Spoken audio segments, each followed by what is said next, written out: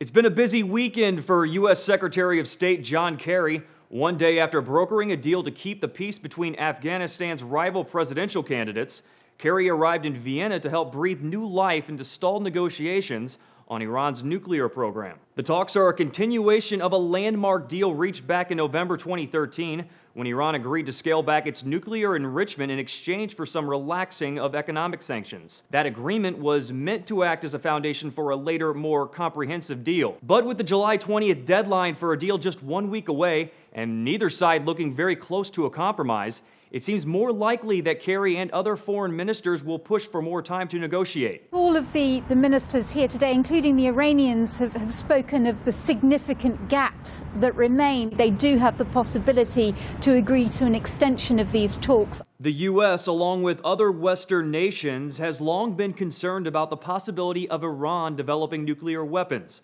and has used economic sanctions to try and hinder the country's uranium enrichment program. Iran, which is hugely proud of its nuclear development, maintains that the program is for peaceful energy purposes only. Iran's foreign minister told NBC Sunday the country sees no benefit in developing nuclear weapons. Last year's agreement was a promising breakthrough on the issue, but the talks have been progressing slowly since then.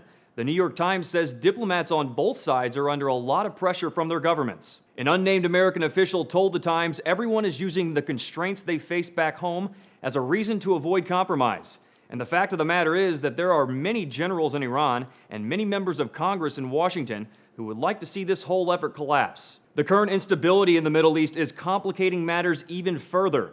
The Gaza conflict, the rise of ISIS in Iraq, and the ongoing Syrian civil war are all standing in the way of a nuclear deal. Israel's Prime Minister Benjamin Netanyahu, who has been a staunch critic of attempting to deal with Iran, was quick to remind Fox News Sunday that Iran has been linked to financing militants in all three of these conflicts. This is the same Iran that is arming, financing, training Hamas and Islamic Jihad. You don't want this Iran to have neither nuclear weapons or the capability to make nuclear weapons. The ongoing Israel-Hamas conflict was a major point of discussion on the sidelines of Sunday's negotiations, with several top diplomats pushing for a ceasefire between the two sides. For Newsy, I'm Jay Struberg.